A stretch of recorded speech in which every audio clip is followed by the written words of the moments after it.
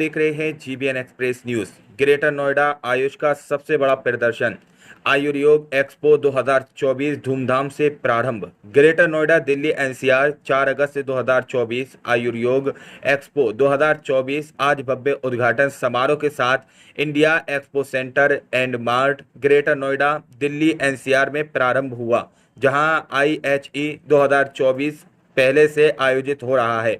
उत्तर प्रदेश सरकार के लोक निर्माण विभाग के राज्य मंत्री एवं गौतम बुद्ध नगर जिले के प्रभारी मंत्री श्री ब्रजेश सिंह ने आयोग एक्सपो 2024 का उद्घाटन किया।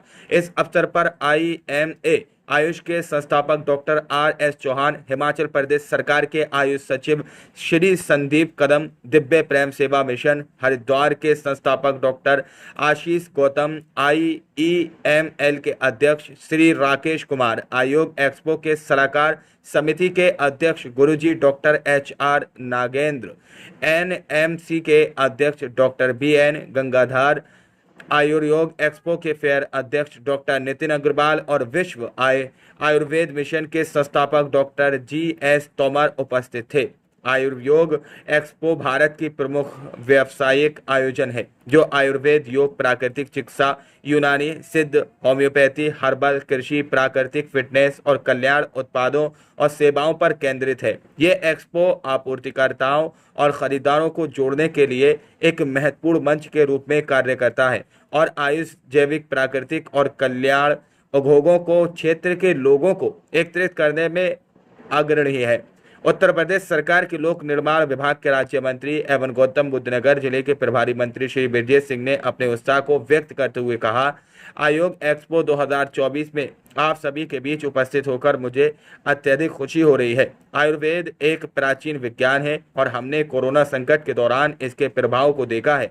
उन्होंने प्रधानमंत्री मोदी की प्रशंसा की कि कैसे उन्होंने आयुर्वेद की मदद से कोरोना संकट के दौरान सारा प्रबंधन किया। मंत्री ने कहा कि आयुर्वेदिक प्रथाएं हमारे प्राचीन लेखों से उल्लेखित है। हमारे पूर्वजों ने इन प्रणालियों का हजारों वर्षों तक उपयोग किया है। उनकी नींव प्राकृतिक में निहित है। यही कारण है कि इनके दुष्प्रभाव न्यूनतम होते हैं। यही कारण है कि आज भी इन तरीकों को सुरक्षित और प्रभावी माना जाता है। उन्होंने ये भी कहा कि आयोग एक्सपो एक घटना के रूप में हमारे प्राचीन और समृद्ध स्वास्थ्य प्रणालियों के लिए हमारे सम्मान और उनके विकास के प्रति हमारी प्रतिबद्धता को दर्शाता है। योग, आयुर्वेद और प्राकृतिक चिकित्सा जैसी पारंपरिक और प्राकृतिक स्वास्थ्य प्रथाएं आज पहले से कहीं अधिक प्रासंगिक हो गई हैं।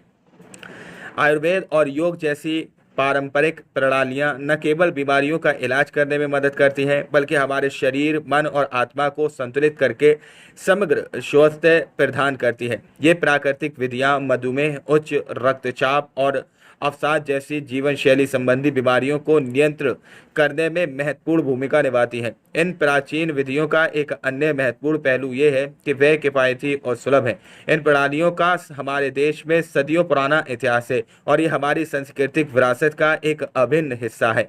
आयुर्योग एक्सपो और जैसी घटनाएं न केवल इस विरासत को संरक्षित करने में मदद करती हैं, बल्कि इसे एक वैश्विक मंच पर स्थापित करने का भी कार्य करती रहती हैं।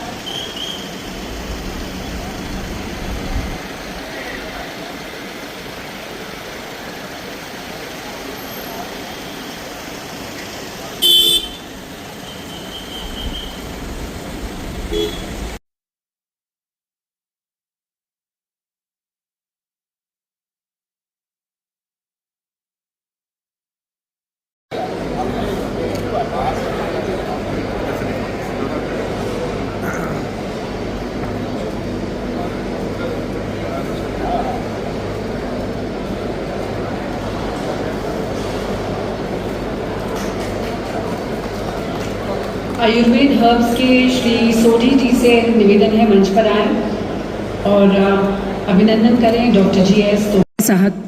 78 तक all India Ayurvedic student association के प्रेसिडेंट रह चुके हैं। He was also the chairman of DPCP from 2001 till 2014। आप फाउंडर और पेट्रन हैं IMA आयुष के। उनसे निवेदन उनके भाषण के लिए doctor RS Chauhan ji. There is a fundamental reason for that. That is, the entire allopathic system or the modern medicine or modern science is based only on physical world. It's a matter-based paradigm. Everything is nothing but matter, we think, and everything is only the body, the physical thing. But according to our ancient Shastra, Yoga, Ayurveda, Siddha, all this, Yogic system, we know that we are not just the physical body, we have got the prana, the mind, the emotions, intellect, and consciousness at the base of being. And described in Panchakoshas, Annamaya, Pranamaya, Manomaya, Vijnana, Anandamaya Koshas. And all these entities start in the Manomaya Kosha as Adhi, comes down to the body as Vyadhi. अब इस मंत्र का इस अवस्था में, इस व्यवस्था में, इस आसन में, इस परिस्थिति में इतने बार आवर्तन करने से प्रकृति में, पर्यावरण में, शरीर में, मन में, बुद्धि में ये परिणाम आएगा, ये अनुसंधान करके लिख कर चले गए हमारे आपके लिए। उस अनुसंधान को जानना, मानना, समझना आज की स्थिति और परिस्थिति में ये हमारा आयुर्योग समझा रहा है। आज की परिस्थिति, जैसा कि अभी हमारे हिमाचल से आए आदरणीय सेक्रेटरी जी ने कही बात, ये कहना स्वाभाविक था चूंकि मेरे नाम के सामने डॉक्टर नहीं लगा हुआ और उनके और मेरे नाम को छोड़ के यहाँ मंचस्थ जितने लोग हैं सबके नाम के सामने डॉक्टर लगा हुआ। लेकिन मेरे लिए ये गर्व की बात है, मैं इसे अपने आप, मेरा ये अपना सौभाग्य मैं मानता हूं कि मैं एक वैद्य का पौत्र हूं, एक आयुर्वेदाचार्य का मैं पुत्र हूं और मैं स्वयं में आयुर्वेद का छात्र हूं। मैं डॉक्टर अपने नाम के सामने इसलिए नहीं लगाता चूंकि मैं आयुर्वेद शास्त्री करने के बाद जो उसकी प्रैक्टिकल जितनी वो थी वो मैंने की नहीं। मैं सामाजिक जीवन में आ गया और डॉक्टर समझ के कोई मुझसे पूछे कि इसका इलाज क्या है, मैं उसको उचित माध्यम ना बता पाऊं तो ये उस विधि के साथ न्याय नहीं होगा। इसलिए मैं अपने सामने आयुर्वेद का, लेकिन मेरे परिवार में आयुर्वेद है। मेरा जन्म आयुर्वेद की यूनिवर्सिटी में हुआ है, जहां मेरा लालन पालन गुरुकुल कांगड़ी विश्वविद्यालय परिसर में हुआ। मेरे पिता गुरुकुल आयुर्वेद महाविद्यालय के छात्र रहे लगातार लंबे समय तक। जिन्होंने गुरुकुल कांगड़ी फार्मेसी का नाम आयुर्वेद जगत में सुना होगा, उन्होंने लगातार कई वर्षों तक उसमें सेवाएं दी। यही सवाल होता है, क्या एलोपैथी में संजीवनी बूटी है क्या? एलोपैथी में संजीवनी बूटी नहीं है, लेकिन आयुर्वेद में संजीवनी बूटी है। आयुर्वेद में संजीवनी बूटी थी और उसी आयुर्वेद की संजीवनी बूटी के कारण जब मैं सतयुग में जाता हूं, भगवान राम का दर्शन करता हूं, भगवान भाव विभल होते हैं और उस रामचरितमानस में आयुर्वेद का प्रवेश होता है। और जब उस रामचरितमानस में हम आयुर्वेद को जब हम देखते हैं और जब मर्यादा पुरुषोत्तम भगवान राम के अति प्रिय अनुज लक्ष्मणपुरी के राजा लखनलाल को मेघनाथ मूर्छित करता है और भाव विभल हो जाते हैं और युद्ध की भूमि में रहते हैं, तो वहां पर तो कोई वैद्य भी नहीं था। और जब वैद्य विभीषण सलाह देते हैं तो वैद्य सुषेण की चर्चा आती है।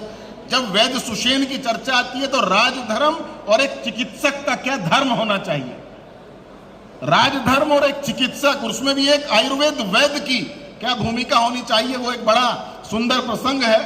और जब उस प्रसंग की बात करते हैं तो जब हनुमान जी को भेजते हैं सुषेण के पास, तब वैद्य सुषेण को लंका के उससे बुलाया जाता है तो सुषेण वैद्य भगवान राम से प्रश्न करते हैं कि मैं वैद्य दशानन के घर का, चूंकि राजाज्ञा तो वो दुश्मन की सेना में है, राजधर्म तो ये अलाउ नहीं करेगा कि वैद्य सुषेण भगवान राम के अनुज का इलाज करें, लेकिन एक राजधर्म है और एक चिकित्सक का धर्म है। और इस धर्म पर अपना राज्य, भगवान राम ने तो पिता का वचन निभाने के लिए राज्य त्याग किया। जिस धर्म पर अपना राज्य गया, जिस धर्म पर पितृदेव का मरण हुआ, सीता प्यारी का हरण हुआ, उस धर्म सत्य पर लक्ष्मण भी यदि मर जाए तो मर जाए, आवाज यही होगी, धर्म नहीं जानेगा। को आगे बढ़ाने का काम करते हुए इस आयुर्वेदिक औषधियों में निर्माताओं के माध्यम से आयुर्वेद औषधियों को पूरे देश के अंदर उपलब्ध कराने वाले समस्त आयुर्वेद के जितने भी यहाँ पर जिज्ञासु बंधु हैं, उन सब के श्री चरणों में अपना प्रणाम निवेदित करते हुए अपनी बात को समाप्त करता हूँ। बहुत बहुत धन्यवाद, बहुत बहुत आभार। से जुड़े थे और इसलिए जैसे कि चेयरमैन डॉक्टर राकेश शर्मा जी ने बताया कि उसका नाम पहले वायन था, उसने आयुर्योग नाम दिया क्योंकि आयुर्वेद और योग मिलके एक बड़ी एक जैसे कहते हैं ना पावर सेंटर बन जाता है अपने आप में। 2020 में हम लोग कोरोना महामारी के काल में थे तो फिजिकल प्रोग्राम संभव नहीं था, लॉकडाउन लगा हुआ था।